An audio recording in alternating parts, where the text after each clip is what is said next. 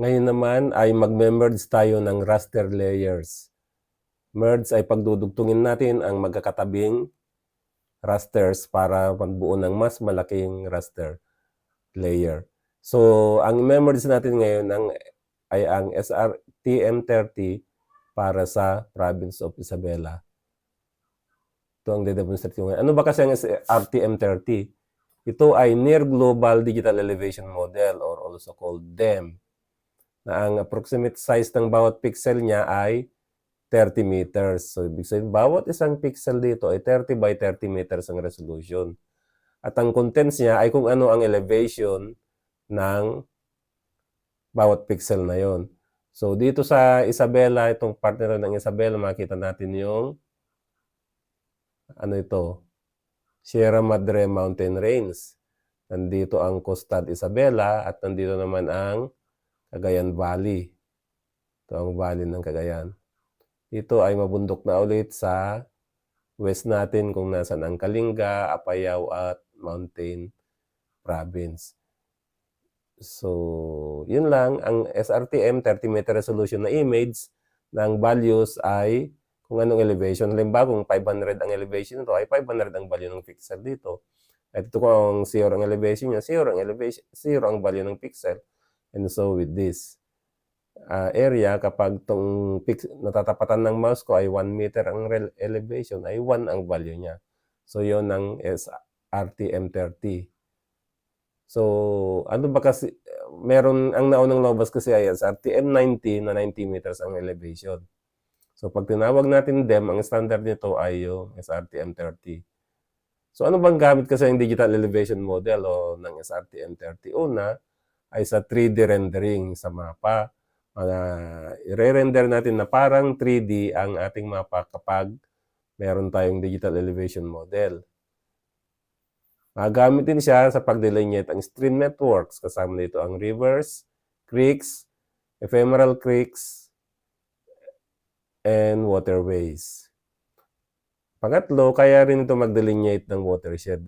So, huwag kayong mag-alala. Later on ay gagawin natin to.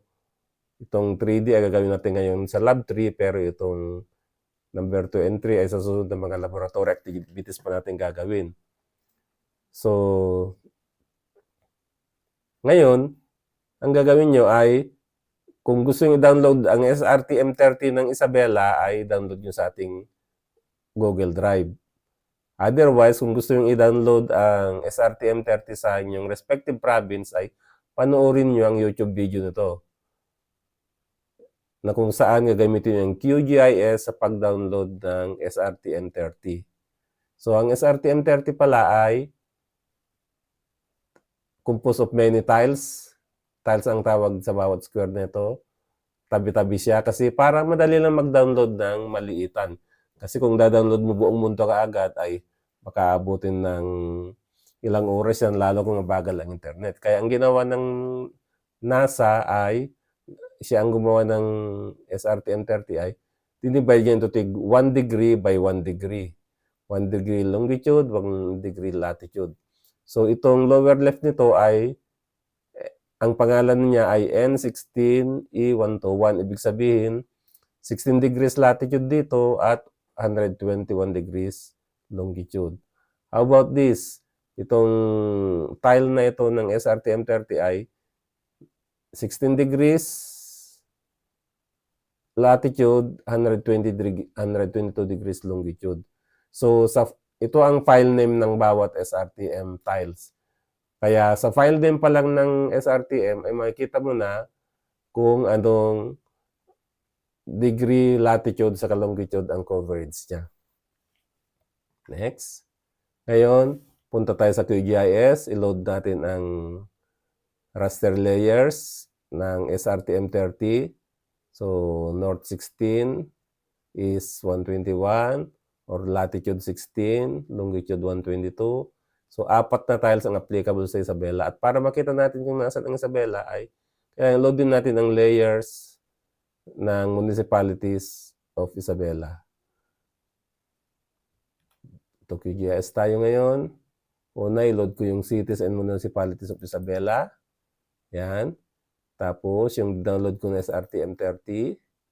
nasa layers folder ko at SRTM30 ang folder.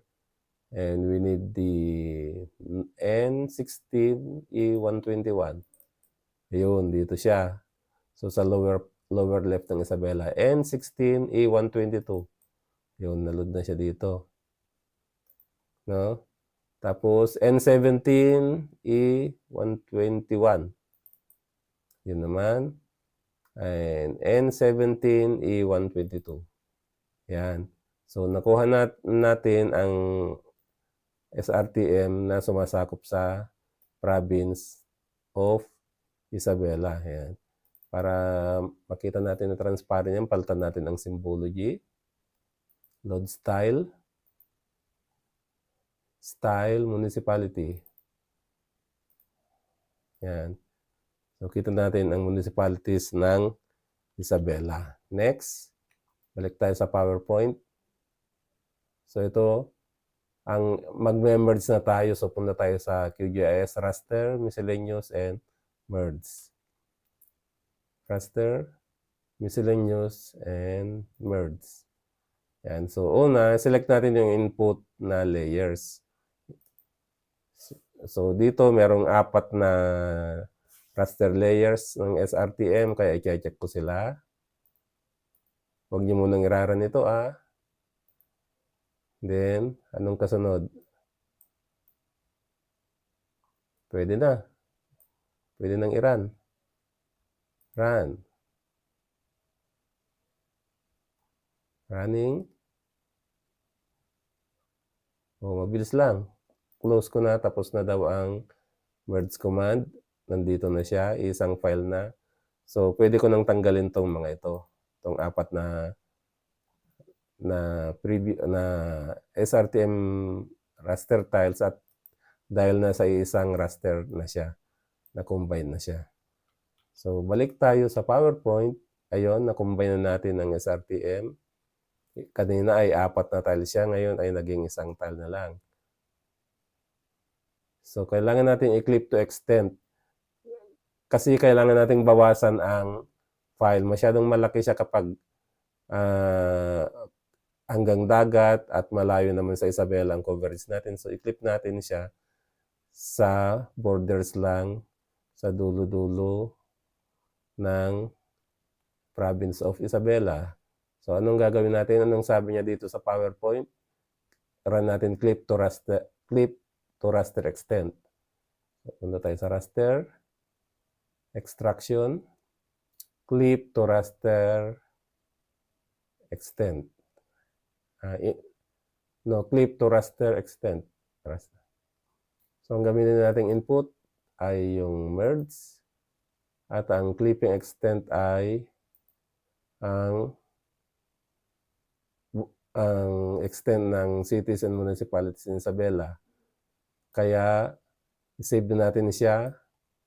No? Save natin yung output file niya sa saan? Save to file. So, sa GIS folder, tayo natin ang SRTM Isabela. Yan ang output file name natin. So, save. Existing na siya, i-replace siya. Run. Close. Pwede natin i-close yung... So, tingnan natin pinagkaiba.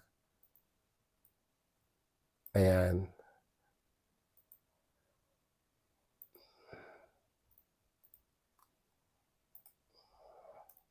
So, nakita nyo na, kung kanina, itong original ay maluwag ang coverage niya, lampas sa Isabela, no?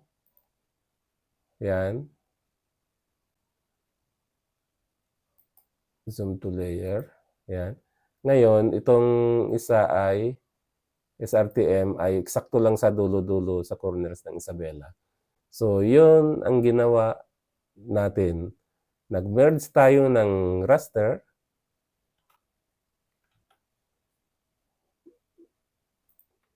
So, nag-merge tayo ng 4 na tiles. Ginawa nating iisa. Para isang file na lang siya. Isang layer na lang. And then, clinip natin para hindi natin kailangan ng areas na masyadong malayo na sa Isabela.